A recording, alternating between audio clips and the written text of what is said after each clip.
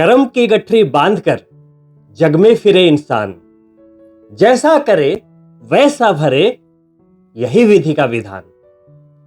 हमारे कर्मों का फल देने वाले शनिदेव, जिनका महापरिवर्तन इसी वर्ष के 29 मार्च को हो चुका है, तो आज के कार्यक्रम में हम जानेंगे कि आप तुला राशि के जातकों के लिए शनिदेव का परिवर्तन आपके जन्म चंद्रमा से छठे भाव में क्या देने के लिए आया है।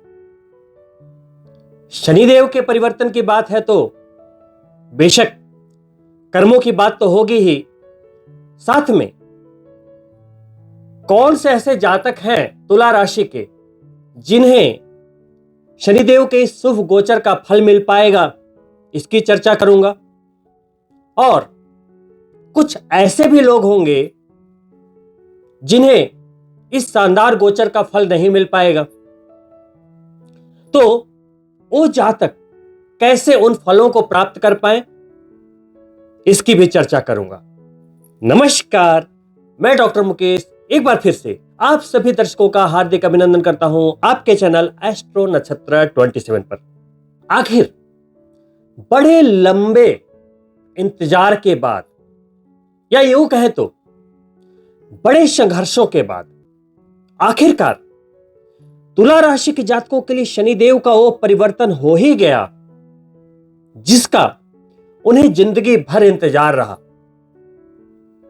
क्योंकि शनिदेव का परिवर्तन तो हर 30 वर्षों में छठे भाव में होता रहता है, लेकिन इस बार का गोचर कुछ विशेष है। क्योंकि आज जो मैं बात करूंगा सिर्फ छठे भाव की बात नहीं करूंगा, उनकी दृष्टियों की भी बात करूंगा, और सबसे महत्वपूर्ण, सिर्फ शनिदेव की बात करने से आने वाले 2.5 वर्षों में क्या होगा, इसका प्रेडिक्शन तब तक पूर्ण रूप से सही नहीं साबित हो पाएगी आपके लिए, जब तक कि आप ये ना समझें कि शनिदेव जिस राशि में बैठे हैं, यानी कि उनका जो डिस्पोजिटर है,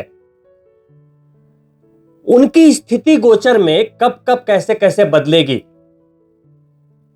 क्योंकि कोई भी ग्रह आपको जब रिजल्ट देता है ना, तो जिस राशि में जो विराजमान है उनके स्वामी के अनुसार ही देता है। तो सबसे पहले शनिदेव का यह परिवर्तन आप तुला राशि के जातकों के जन्म चंद्रमा से छठे भाव में हुआ है। जैसा कि आप सभी जानते होंगे, अगर थोड़ी बहुत एस्ट्रोलॉजी की नॉलेज रखते हैं, तो छठा भाव शत्रु भाव होता है। शत्रुओं का भाव। कौन होते हैं आपके शत्रु? जिससे आपने लड़ाई कर ली, विवाद कर लिए, या जो आपको परेशान कर रहे हैं, जो आपके पैसे नहीं लौटा रहे हैं, जो आपके ऊपर मुकदमा कर रहे हैं, क्या वही शत्रु हैं? जी नहीं। आप स्वयं के सबसे बड़े शत्रु होते हैं। आपके माइंड में 2 पार्ट होते हैं। एक वो विचारधारा जो बताती है डूज, यानी कि क्या करना है आपको, क्या सही है आपकी लाइफ के लिए, कौन से डिसीजन सही हैं। और एक पार्ट में आपकी नेगेटिव भावनाएं होती हैं, जो आपको यह समझाता है कि डोंट क्या है, क्या नहीं करना है, क्या गलत है। शनिदेव सिर्फ मूर्तियों में नहीं, पीपल में नहीं, शमी के पौधे में नहीं, बल्कि यहां भी निवास करते हैं आपके विचारों में। मनसा वाचा कर्मणा, जो आपने सोचा, जो आपने किया और जो आपने बोला, हर जगह शनिदेव आपको एनालाइज करते हैं और उसी का रिजल्ट देते हैं। तो सबसे पहले हमें यह तय करना पड़ेगा कि क्या हम अपने मित्र हैं। अगर शनिदेव को मित्र बनाना है तो सबसे पहले आपको अपने मन को कंट्रोल करना पड़ेगा। सबसे बड़ा शत्रु आपका मन होता है, आपके लिए गए गलत डिसीजंस होते हैं, क्योंकि आपके मन को नियंत्रित करता है चंद्रमा और चंद्रमा जैसे जैसे भाव चेंज करता है वो हमारे डिसीजंस को, हमारे सोच को बलवती करता जाता है। मान लेते हैं कि शनि से चंद्रमा गुरु की राशि में चले गए, 2 से 2.5 दिन एक राशि में रहते हैं। अब शनिदेव बैठे हैं गुरु की राशि में, डिस्पोजिटर हैं, चंद्रमा वहां चले गए, तो आपके जो डिसीजंस होंगे बड़े अच्छे होंगे क्योंकि वो गुरु की राशि में गोचर कर रहे हैं। लेकिन कुछ दिनों के बाद अगर वो राहु की राशि में गोचर कर रहे हो, उस समय आपके डिसीजन में गलतियां हो सकती है, आप स्वयं के डिसीजन में भ्रमित हो सकते हैं और आपको लगेगा कि आप जो कर रहे हैं बिल्कुल सही कर रहे हैं। वैसे ही जैसे जैसे चंद्रमा की स्थितियां जाती है, आपके मन को वो छेड़ती है, आपसे ही गलतियां करवाती है। तो सबसे पहली चीज जो आपको सोचनी पड़ेगी कि सिर्फ शनिदेव के 6ठे भाव में आने से ही आपकी समस्या का हल नहीं हो गया। यह बात हो गई कि वो एक अच्छे गोचर में है, आपको कोई बाधा नहीं पहुंचाएंगे, लेकिन जो आप अपने लिए जो कर्मा क्रिएट करेंगे उसका तो फल मिलना ही है। 6ठे भाव में आने का मतलब यह नहीं हो गया कि आप जाएंगे और किसी को अगर एक झापड़ लगा देंगे तो सामने से रिएक्शन नहीं आएगा। ऐसा कैसे हो सकता है? रिएक्शन तो आएगा ना।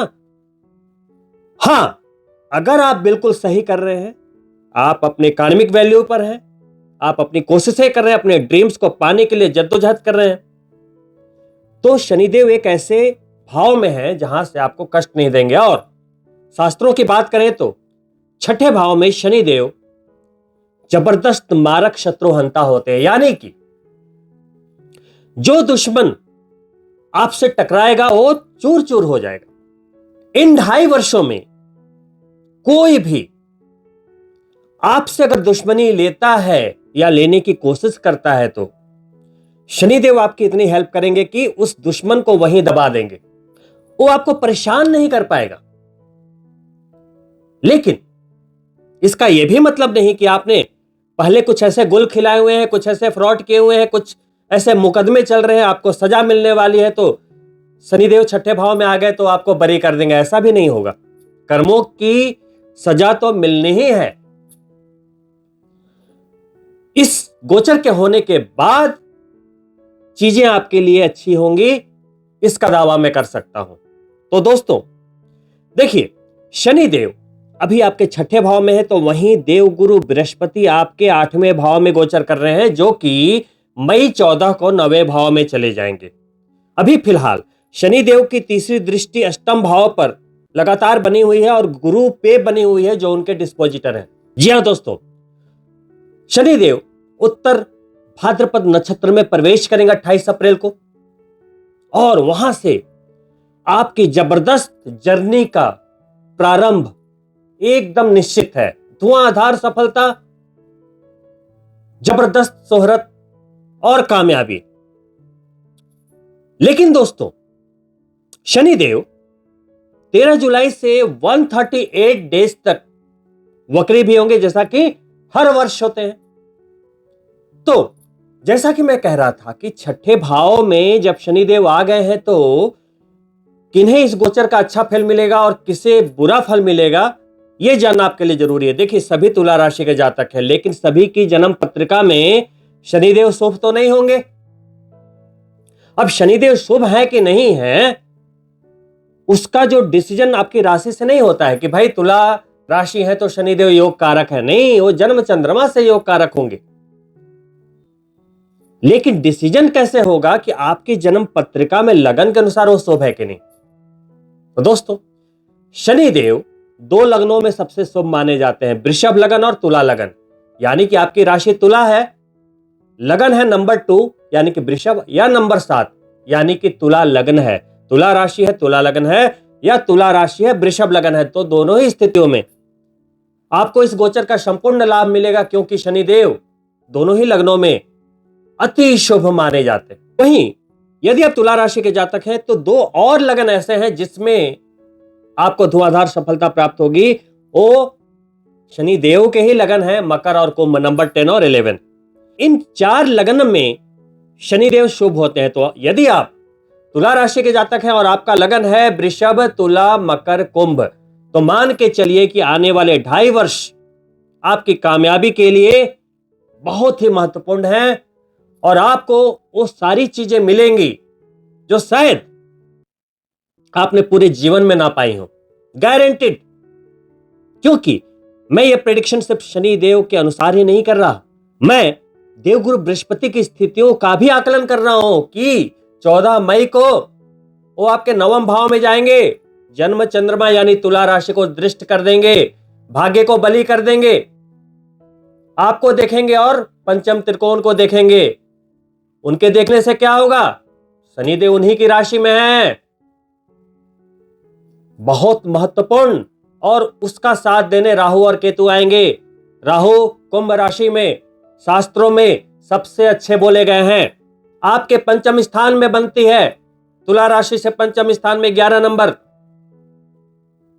और जब देवगुरु बृहस्पति 14 मई से लेकर अक्टूबर तक, जब तक कि वो मिथुन राशि में अतिचारी होकर गोचर कर रहे होंगे, उस समय जब देखेंगे तो एक भाग्य के भाव में देवगुरु बृहस्पति और एक तरफ शनिदेव के चेले राहु पंचम यानी कि पूर्व जन्म के भाग्य के भाव में, संतान, शिक्षा और प्यार के भाव में। सोचिए, देवगुरु बृहस्पति और राहु दोनों तरफ से इस जन्म और पूर्व जन्म दोनों के भाग्य को जागृत कर रहे हैं।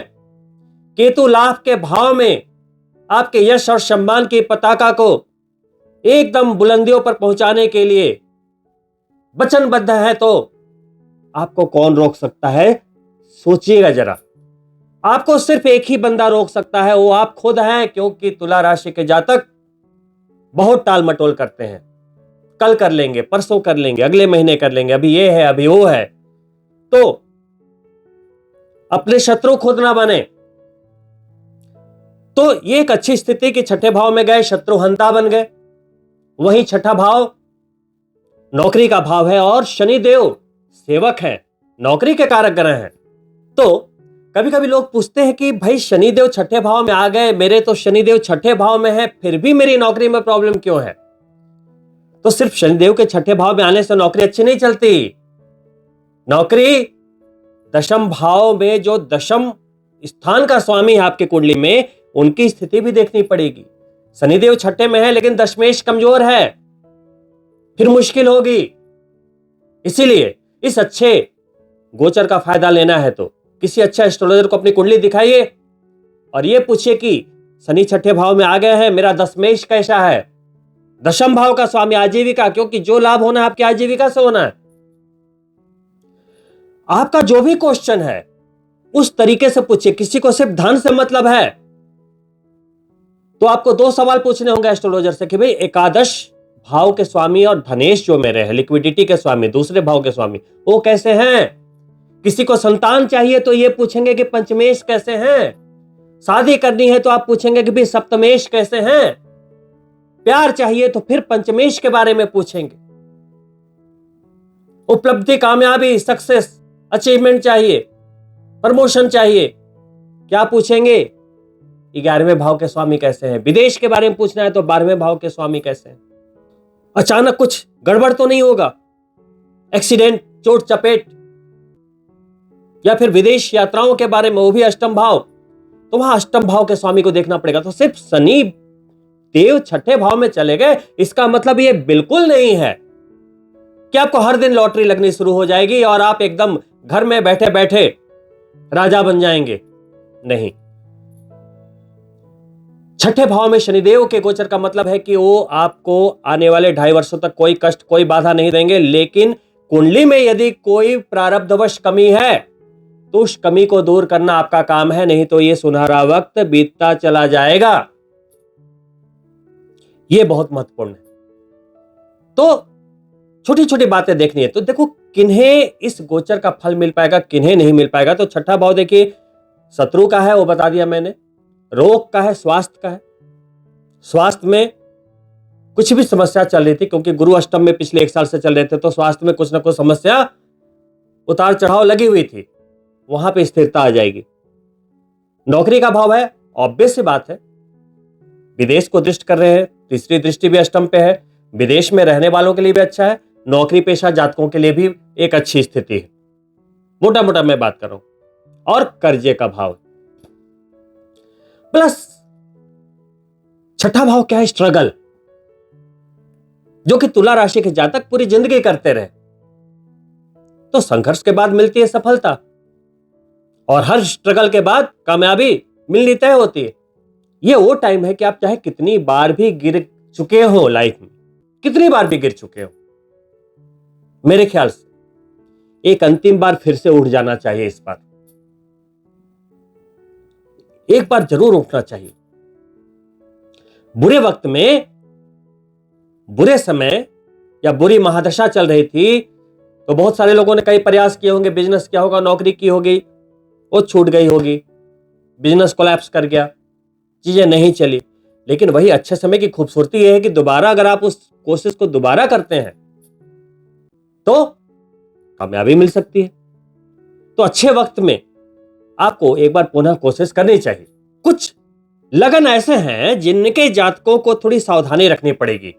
अच्छे लगन बता दिए मैंने, 2, 7, 10 से 11। कुछ लगन ऐसे हैं जो कि न्यूट्रल माने जाते हैं। शनिदेव उसमें बहुत खुश भी नहीं है, बहुत नाराज भी नहीं है।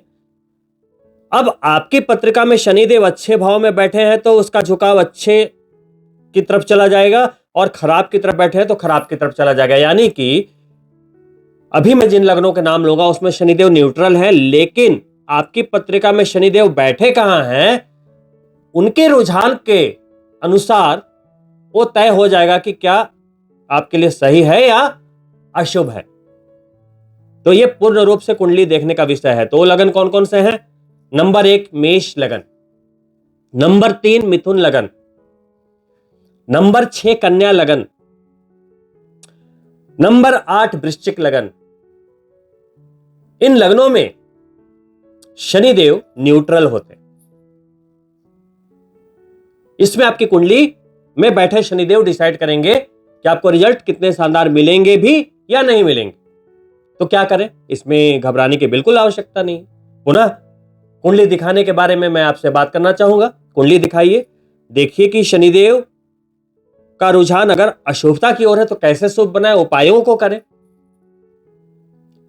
और शनिदेव के शुभ गोचर का फल प्राप्त करें।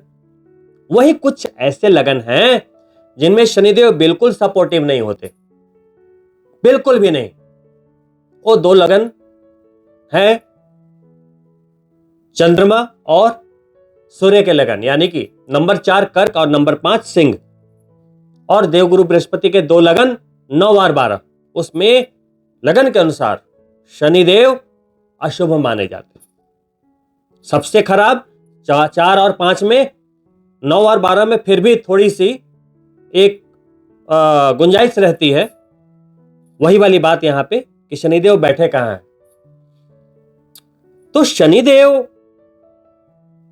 चूंकि देवगुरु बृहस्पति की राशि में है, और देवगुरु बृहस्पति की राशि में जब शनिदेव आते हैं तो मणि कांचन योग भी बोला जाता है इसको, यानी कि फल बहुत शानदार होते हैं, फल बहुत शानदार होते हैं। एक लाइन में अगर प्रेडिक्शन करूं तो पूरी जिंदगी आपने जो कामयाबी नहीं पाई है, यदि आप चाहें, रिपीट करूंगा, यदि आप चाहें इन 2.5 वर्षों में वो कामयाबी पा सकते हैं। इस लाइन में बहुत बड़ी बात छिपी है। अगर इसे गहराई से सोचेंगे तो शायद इसकी गहराई समझना भी सभी के बस की बात नहीं है। दोबारा रिपीट करता हूं, एक बार कोशिश कीजिए समझने की। ये वक्त 30-30 वर्ष में शनि ऐसे गुजरते हैं, तो जिस राशि में बैठे हैं उसके डिस्पोजिटर जहां बैठे हैं उनकी चाल है एक वर्ष 1 महीना, राहु केतु 1.5 वर्ष। तो ये जो कॉम्बिनेशन बना है इस जीवन में सिर्फ एक बार बना है, दोबारा नहीं बनेगा। और पूरे जीवन जितना संघर्ष तुला राशि के जातकों ने किया है, कभी राहु गलत स्थान में तो शनि अच्छे स्थान में, कभी शनि अच्छे स्थान में तो गुरु खराब स्थान में। लेकिन इस बार क्या हो रहा है 2025 में कि जो राहु केतु, लाभ का भाव, पंचम भाव, दोनों त्रिकोण, एक त्रिकोण में बैठ गए, एक इनकम वाले भाव को पकड़ लिया, एक त्रिकोण में गुरु बैठ गए, अतिचारी होकर निकलेंगे अभी 14 मई से अक्टूबर तक। उसके बाद उच्च के हो जाएंगे। सोचिए, देवगुरु बृहस्पति उच्च के, जहां शनिदेव बैठे हैं जिनकी राशि में। सोचिए, आप खुद समझ पा रहे होंगे, एस्ट्रोलॉजी नहीं समझ रहे हैं तब भी आप यह समझ पा रहे होंगे कि क्या खूबसूरती है कि शनि देव जिस राशि में बैठे हैं उस राशि के स्वामी, जो कि 12 से 13 वर्षों में एक बार उच्च के होते हैं, वो उच्च हो रहे हैं। तो इस 2.5 वर्षों के स्पैन में ये 6 महीने जो अतिचारी होंगे और फिर जब उच्च के होंगे, क्या उपलब्धियां रहेंगी, सोच के देखिए। लेकिन वो उपलब्धियां लाएगा कौन? हम खुद लेकर आएंगे। तो इसके लिए मेहनत कौन करेगा? खुद करनी पड़ेगी। अपने दुश्मन खुद बिल्कुल नहीं बनना है। यदि आपको शनिदेव के गोचर का संपूर्ण लाभ चाहिए तो जिन लग्नों के बारे में मैंने अशुभ या न्यूट्रल बताया वो तो देखे ही देखें, साथ में जिनके लगन अच्छे हैं वो भी देख लें, क्योंकि रिजल्ट नहीं मिल पाएगा यदि शनिदेव आपकी कुंडली में या तो बाल अवस्था में या तो मृत अवस्था में है ना, इनिशियल डिग्री पे है या तो एकदम लास्ट के डिग्री पे है, या तो शुभ है, एकदम तुला राशि है, तुला लगन है, वृषभ लगन है, लेकिन आपके शनिदेव नीच के हैं, ताकत ही नहीं है, दोस्त हैं, बड़े अच्छे जगह में आ गए, लेकिन मदद करने के लिए उनके पास कुछ है ही नहीं, जीरो पे बैठे हैं, नीच के हैं, कैसे मदद करेंगे भला? तो ये देखिए कि शनिदेव आपके शुभ हैं तो मजबूत है कि नहीं। शास्त्र कहता है मजबूत शनि सुखों को बढ़ाता है, कमजोर शनि दुखों को बढ़ाता है। तो यदि शनि आपकी कुंडली में शुभ है तो उसे एकदम फुल पावर दे दीजिए। पावर कैसे देंगे? बीज मंत्र ओम प्राम प्रीम प्रॉम शनिश्चराय नमः 23,000 जाप करना पड़ेगा 40 दिन के अंदर, और एक बार नहीं, 23,000 के 5 रिपीटेशन करने पड़ेंगे जब तक कि 1.25 लाख पूरा ना हो। आप बोलेंगे इतना तो हो नहीं पाएगा, ये तो बड़ा टफ बता रहे। तो फिर नीलम पहनिए। आप बोलेंगे नीलम तो 4 लाख, 5 लाख, 6 लाख, 10 लाख में मिलता है, मैं कैसे पहनूं? यदि समय का लाभ लेना है तो पहनना पड़ेगा, प्रायोरिटी देनी पड़ेगी। हमारे राजा महाराजा, सेलिब्रिटी, राजनेता मूर्ख तो है नहीं, पढ़े लिखे हैं, जो 1,000, 2,000, 5,000 करोड़ पर बैठे हैं और ये जेम्स पहनते हैं, वो मूर्ख तो होंगे नहीं। लेकिन आज के डेट में क्या होता है, किसी को पता है कि भाई नीलम पहन लो तो ऐसे बिहेव करेगा कि उससे समझदार तो कोई है ही नहीं, राहु वही मति मार के बुद्धि भ्रष्ट कर देता है ना, बड़ा महंगा है। तो भाई अभी तक एक नीलम परचेज करने के लिए आपको यह बोलना पड़ रहा है कि महंगा है, तो सोचो आपने क्या कमाया लाइफ कि आप एक जेम्स नहीं खरीद पा रहे। तो ये अच्छी बात थोड़ी है। जेम्स आपके लिए ऋषि मुनियों ने रेकमेंड किया है, मैं नहीं कर रहा, ना पहनो, है ना, रिजल्ट भी वैसे मिलेंगे, फिर कमजोर शनि। लेकिन यदि आपने नीलम पहन लिया तो तकदीर बदलती है, ये तो गारंटी मैं दे सकता हूं। दिन रात मेरा यही काम है, बड़े से बड़े लोगों की कुंडलियां देखता हूं और एक साधारण लोगों की भी कुंडलियां मैंने देखी हुई है। जिंदगी में कैसे बदलाव आते हैं, कैसे रिजल्ट मिलते हैं, उसका तजुर्बा है इतने वर्षों में। तो नीलम यदि आपने पहन लिया तो किस्मत बदलनी तय होती है, आज इसकी गारंटी देकर जा रहा हूं। खासकर यदि तुला लगन है, वृषभ लगन है, या तो मकर या कुंभ लगन है, तो आंख बंद करके पहन लीजिए। शनि चाहे उच्च के आपकी कुंडली में बैठे हो फिर भी पहन लीजिए, मजा ना आ जाए फिर बताइएगा। लेकिन इन 4 लग्नों के अलावा यदि आपको नीलम पहनना है तो यदि आप मिथुन लगन के हैं तो कुंडली देख के पहन सकते हैं। कन्या, वृश्चिक, मेष लगन के हैं तो बिना कुंडली देखे नहीं पहनना है। कर्क और सिंह लगन को बिल्कुल नीलम नहीं पहनना है। मीन और धनु लगन के जातकों को भी पहले कुंडली दिखानी है, यदि दशा चल रही होगी, कभी कभी नीलम का रिकमेंडेशन आ जाता है, हमेशा नहीं आ पाता, तो ये कुंडली देखकर आपको गाइड करने का विषय होगा। वहीं किसी के शनि अच्छे हो या खराब हो, रिजल्ट अच्छे होंगे कि नहीं, इसका डिसीजन आपके कुंडली में एक अष्टक वर्गा नाम की चीज होती। मान लो आपके शनि कुंडली में कैसे हैं वो देखने की जरूरत ही नहीं, अष्टक वर्गा में जाकर देखिए अभी कौन सी राशि में है शनिदेव, 12 नंबर की राशि, मीन राशि में। अष्टक वर्गा खोलिए, वहां देखिए कि कितने बिंदु आ रहे हैं। उसमें ऐसे लिखे हुए हो सकते हैं 20, 22, 25, 28, 30, 35, 40, कुछ भी लिखा हुआ हो सकता है एक पॉइंट। पूरी आपकी कुंडली में 337 337 पॉइंट होते हैं। 12 से अगर आप उसे डिवाइड करेंगे तो एक भाव में 28 पॉइंट आने चाहिए, यानी कि एवरेज पॉइंट क्या है 28। तो बड़ा सिंपल है, 28 पॉइंट के ऊपर यदि मीन राशि में दिख रहा है तो रिजल्ट शानदार होंगे। 30 है, 32 है, 35 है तो और भी जबरदस्त शानदार होंगे। लेकिन 28 के नीचे है तो एवरेज हो गए, 20 के नीचे हो गए तो सीवियर हो गए, यानी कि अशुभ रिजल्ट हो गए। यदि आप इन चीजों को नहीं समझ पा रहे, पजल्ड हो रहे हैं, एस्ट्रोलॉजर का सहारा लीजिए, लेकिन जल्दी कीजिए। 14 मई के बाद बैठने का वक्त नहीं है। यह परिवर्तन आपकी जिंदगी बना सकता है। आप ये मत मुझे नोट करवाइए कि मैं बड़े संघर्ष में हूं, मेरे पास 1 रुपया नहीं है, नौकरी चली गई, बिजनेस कोलैप्स कर गया, 4 बारी डाइवोर्स हो गया है, आज तक प्यार नसीब नहीं हुआ, आज तक संतान नहीं हुई, वो सब कहानियां अभी सुनाने का वक्त नहीं। मैं ये बोल रहा हूं कि आप जिंदगी में चाहे किसी भी पोजीशन में हो, इन 2.5 वर्षों में आपकी तकदीर बदल सकती है। इस बात को सिर्फ सोचिए यहां पे। What ever your mind can conceive and believe it can achieve. Negative सोचोगे निगेटिव ही मिलेगा। मेरा कुछ नहीं हो सकता, भगवान बोलेंगे तथास्तु बेटा, तुम्हारा कुछ होगा भी नहीं। बहुत लोग बोलते हैं ना, आजकल एक ट्रेंड है, तुला राशि का कोई भी वीडियो यदि आप देखेंगे ना तो नीचे बहुत सारे कमेंट आते हैं। उसमें बहुत सारे लोगों की आदत हो जाती है लिखने की, अरे ये तो झूठ बोल रहे हैं, तुला राशि का तो ना तो जिंदगी में कभी हुआ है ना तो कभी होगा।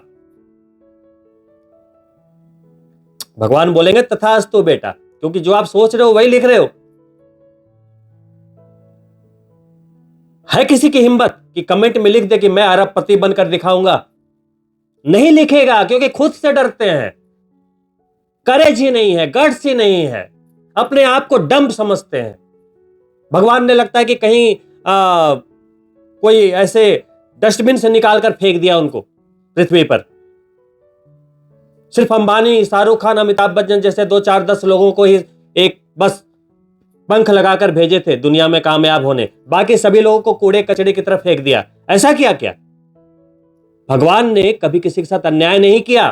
कभी कभी मैं कुंडलियां देखकर हैरत में रह जाता हूं कि अंबानी के अष्टक वर्गा के पॉइंट जो हैं एकादश भाव में 35-36 हैं और इस बंदे के 40 हैं। पीएचडी करके बैठा है, 50,000 नहीं कमा पा रहा है। किसकी गलती है भाई साहब? किसकी गलती है? आप अपने नॉलेज का यूज नहीं कर पा रहे। Knowledge is not a power, गलत पढ़ा है। Applied knowledge is power.